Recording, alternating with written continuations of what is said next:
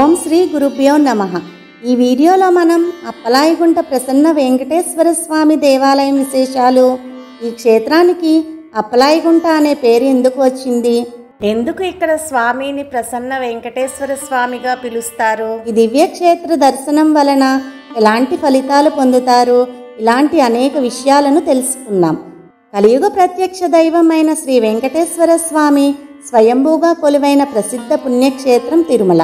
శ్రీనివాసుడు తిరుమలకు చేరుకునే ముందు అనేక ప్రాంతాల్లో సంచరించాడట. ఆ ప్రాంతాలు తిరుమల శ్రీ వెంకటేశ్వర స్వామి ఆలయానికి చుట్టూ 7 పుణ్యక్షేత్రాలుగా వెలిశాయి. వాటిలో అప్పలాయగుంటలో వెలిసిన శ్రీ వెంకటేశ్వర స్వామి ఆలయం కూడా ఒకటి. చిన్న పల్లెటూరులో పచ్చని పంట పొలాల మధ్య ఈ సుందరమైన దేవాలయం తిరుమల శ్రీ వెంకటేశ్వరుడు కొలువై ఉన్న ఆనంద నిలయం కంటే ప్రాచీనమైనది. సాక్షాత్తు స్వామివారు నివసించిన ఈ పవిత్ర ప్రదేశం చాలా మహిమాన్వితమైనదే కాక చారిత్రాత్మకమైనది కూడా. తిరుమల శ్రీనివాసుడు నారాయణవనంలో పద్మావతీ దేవిని వివాహం చేసుకొని ఆ పసుపు దుస్తులతోనే తిరుమలకు బయలుదేరి వస్తూ ఈ ప్రాంతంలో కాసేపు విశ్రాంతి తీసుకోవడానికి కూర్చుంటారు. అదే సమయంలో అక్కడ సిద్ధేశ్వర యోగి అనే మహర్షి తపస్సు చేసుకుంటూ ఉంటాడు. ఆయన కళ్ళు తెరిచి చూసేసరికి ఎదురుగా దివ్య దంపతులు కనపడేసరికి వారి పాదాల మీద పడి వారిని అక్కడే ఉండిపోమ్మని ప్రార్థిస్తాడు. స్వామివారు సిద్ధేశ్వర స్వామిని అభయహస్తంతో ఆశీర్వదించి చిరునవ్వుతో అతని వినతిని మన్నించి ఈ ఆలయంలో కొలువుదీరారట. అలా ప్రసన్నం చేసుకోగానే వెలిసినవాడు కాబట్టి ప్రసన్న వెంకటేశ్వర స్వామిగా పిలుస్తారు. ఇక్కడ స్వామి ప్రసన్న వదనంతో అభయహస్తంతో సుందరమైన రూపంలో దర్శనమిస్తారు. తర్వాత స్వామివారు ఇక్కడ నుంచి కాలినడకన తొండవాడలోని అగస్తేశ్వరుణ్ణి దర్శించి తర్వాత సమీపంలోనే ఉన్న శ్రీనివాస మంగాపురంలో 6 నెలలు ఉండి అక్కడి నుంచి శ్రీవారి మెట్టు ద్వారా తిరుమల చేరారని స్థల పురాణం. అప్పలాయగుంట అని పేరు రావడానికి ఒక కథ ప్రాచుర్యంలో ఉంది. పూర్వం ఈ అప్పలాయగుంట ప్రాంతాన్ని అనృణ సరోవరం అని పిలిచేవారు. అంటే రుణం లేనిది అనే అర్థం. ఒకప్పుడు ఈ ప్రాంతంలో అప్పులయ్య అనే వ్యక్తి ఉండేవాడు. పేరుకు తగ్గట్టుగానే అతను ఊరిలో అందరి దగ్గర అప్పులు చేసేవాడు. ఇది తెలుసుకున్న ఒక వ్యక్తి అతని దగ్గర నుంచి సొమ్మును తీసుకోవాలన్న దురుద్దేశంతో అతని మీద నింద మోపి ఎలాగైనా డబ్బు కాజేయాలనుకుంటాడు. అప్పులయ్య ఎలాగో అందరి దగ్గర అప్పులు చేస్తాడు కాబట్టి అందరూ అతను నిజంగానే ఆ వ్యక్తి దగ్గర అప్పు చేశాడనుకుని అతనిని అప్పు చెల్లించమని చెప్తారు. అప్పులయ్య ఎంత చెప్పినా ఎవరు వినరు.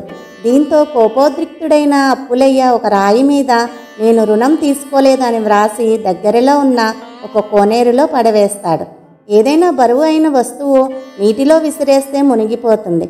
కానీ విచిత్రంగా ఆ రాయి ఆ కోనేటిలో మునిగిపోకుండా పైకి తేలిందట. దీంతో గ్రామస్తులందరూ అప్పులయ్య నిజాయితీపరుడని నమ్ముతారు.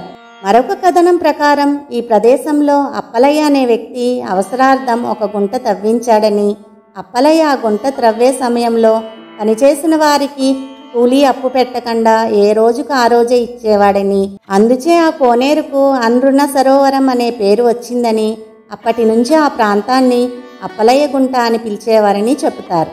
కాలక్రమేణా అదే అప్పలాయగుంటగా ప్రసిద్ధి చెందింది. ఈ కారణంగా ఈ క్షేత్రాన్ని దర్శించడంతో రుణబాధలు అన్నీ తొలగిపోతాయని, సుఖ సంతోషాలు లభిస్తాయని భక్తుల విశ్వాసం.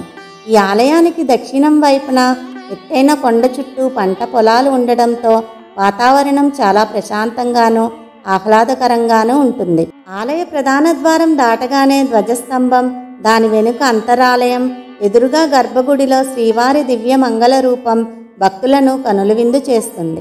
శ్రీవారి ఆలయం ముందు చిన్న కోనేరు, దానికి ముందు అనగా ప్రధాన ఆలయానికి ఎదురుగా చిన్న ఆంజనేయ స్వామి వారి ఆలయం కూడా ఉంటుంది.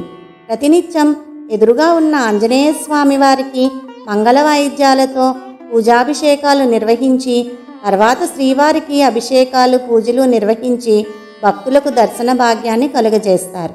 అప్పలాయగుంట ప్రసన్న వెంకటేశ్వర స్వామికి ఘనంగా బ్రహ్మోత్సవాలు, పవిత్రోత్సవం నిర్వహిస్తారు. శ్రీ పద్మావతి సమేతంగా శ్రీ వెంకటేశ్వరుడు వెలిసిన అప్పలాయగుంట క్షేత్రం తిరుపతికి సుమారు 30 కిలోమీటర్ల దూరంలో ఉంది. తిరుపతి నుంచి ప్రతి గంటకు బస్సులు ఉంటాయి. తిరుపతి నుండి పరిసర ప్రాంతాలలో ఆలయ సందర్శన కోసం బస్సులు కూడా ఇక్కడికి వస్తూ ఉంటాయి. తిరుపతికి వచ్చిన వారు తప్పక చూడవలసిన ఆలయం ఇది. జై శ్రీమన్నారాయణ. స్వస్తి.